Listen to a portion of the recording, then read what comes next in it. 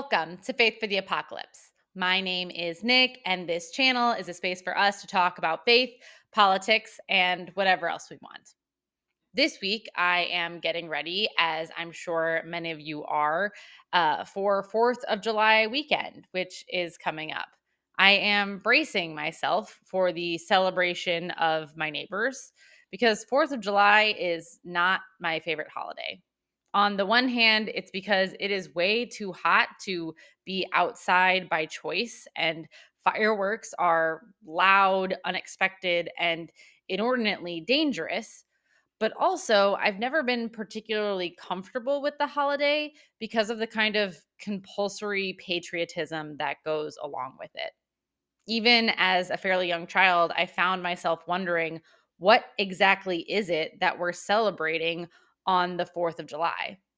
As I got older and started to learn more about history and politics, I struggled with celebrating the origin of our country when there were so many actions of my nation and my government that I didn't approve of and outright opposed.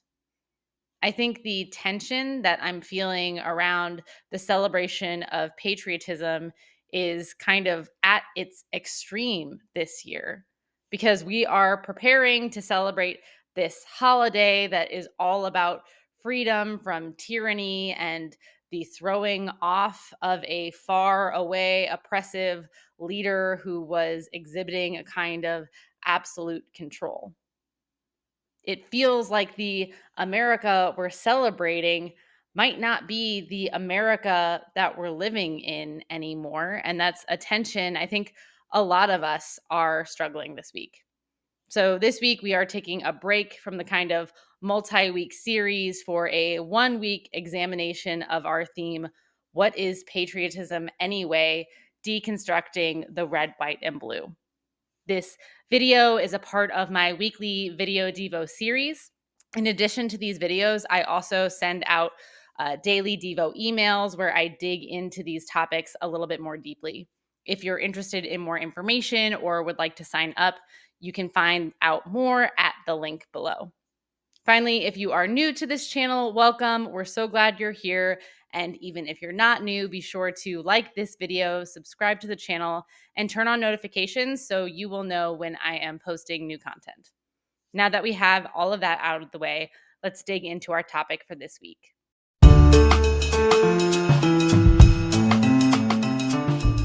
As we typically do on this channel, we are going to start by looking back at our history in order to better understand the contemporary context we find ourselves in.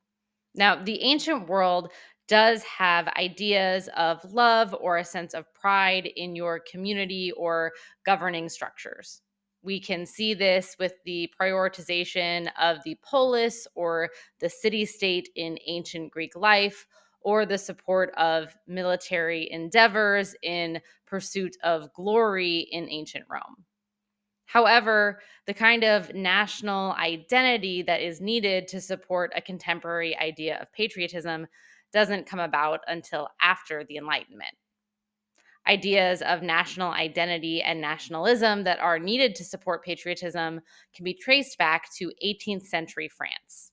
You see, in pre revolution France, you could ask anybody of note in French society who was French, and they would respond that a bishop, a knight, or a noble was a Frenchman. In order to be French, someone had to be of the ruling class and have noble blood.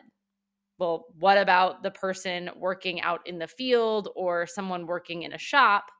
Well, those aren't Frenchmen, those are just peasants. They're people of the land. Now, the French Revolution, with its ideals of liberty, equality, and fraternity, turned this idea of who is French on its head, declaring that all common people together have the shared brotherhood of being French. The concept of national identity and pride come out of a shared struggle and is spread across Europe through the Napoleonic conquests. In order to oppose the large armies raised by Napoleon of these common Frenchmen, The crown heads of Europe had to also adopt mass conscription in order to raise their own armies.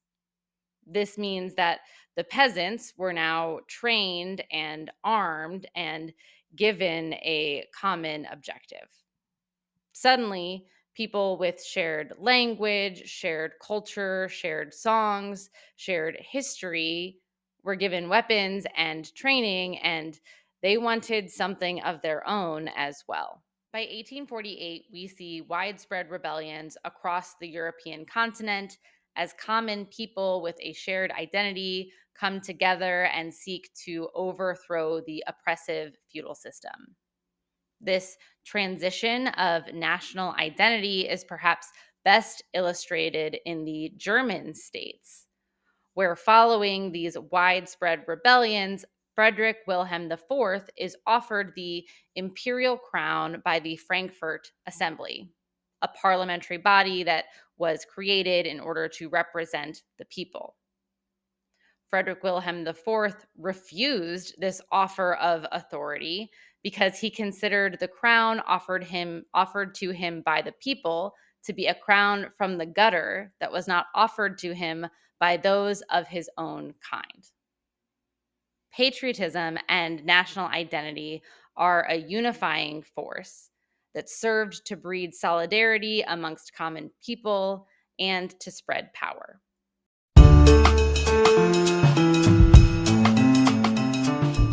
When we look at our own American history, we can also see this kind of solidarity creating force of patriotism at work. There are particular moments throughout American history in which patriotism is at its height.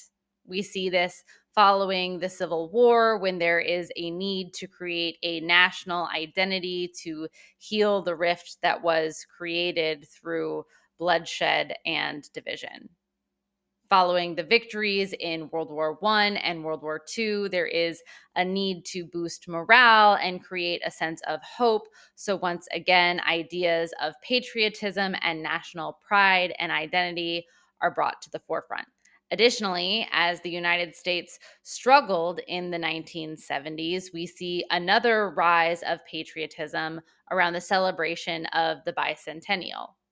Trust in government and governmental systems is low. So, an opportunity to remember our shared history and shared identity gives us a kind of common ground for us to find one another again. Following 9/11, we see this increase in patriotism and ideas of who we are as Americans and our concepts of community and democracy and beliefs that we will care for one another.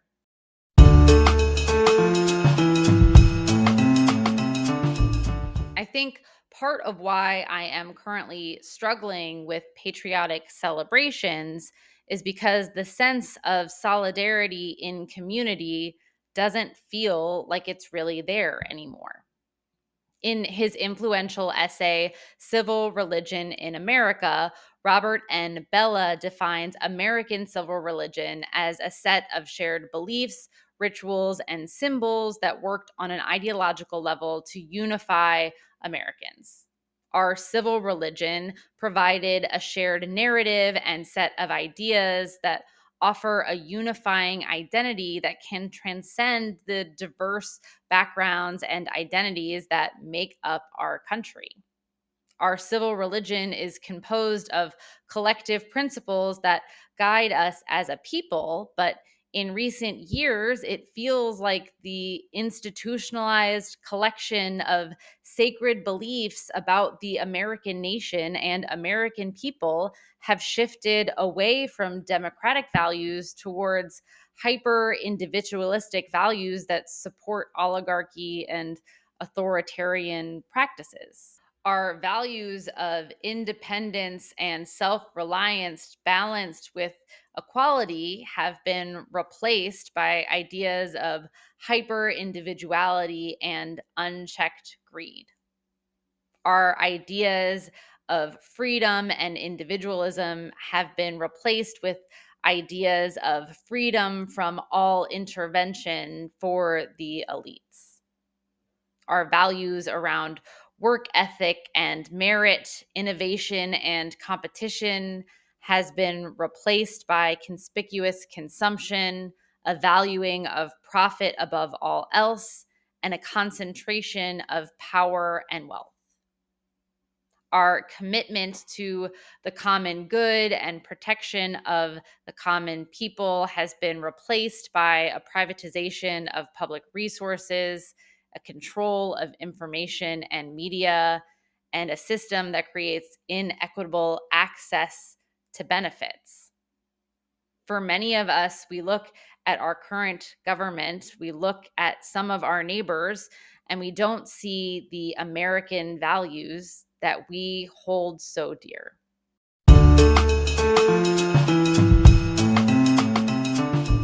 Now, this is not all to say that we shouldn't have any sense of national identity or we shouldn't have pride in our history or the communities that we come from.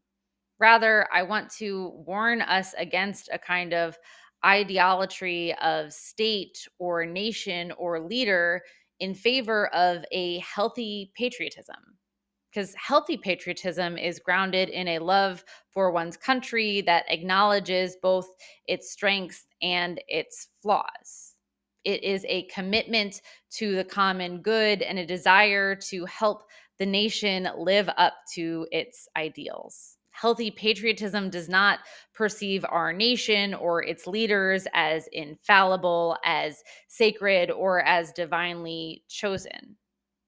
The idolatry of state of nationalism demands uncritical loyalty that often blurs the line between faith and nationalism, which places political leaders or political institutions on the level of power that should be reserved for God.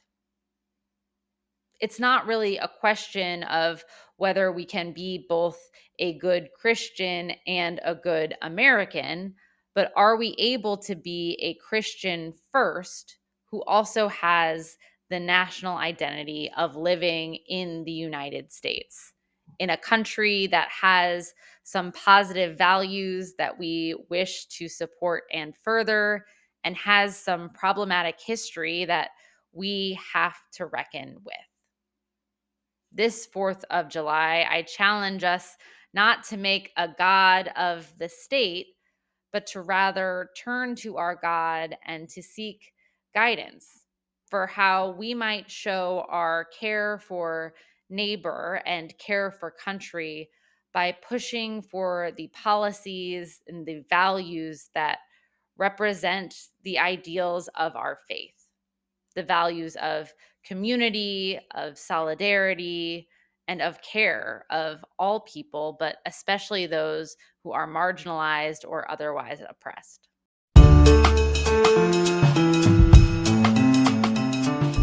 This year, the patriotic thing to do is to oppose the authoritarian regime and work to correct wealth inequality that is bred and spread by unjust systems. I love my country because I believe that it can be better than it has been, and I want to be a part of making that happen.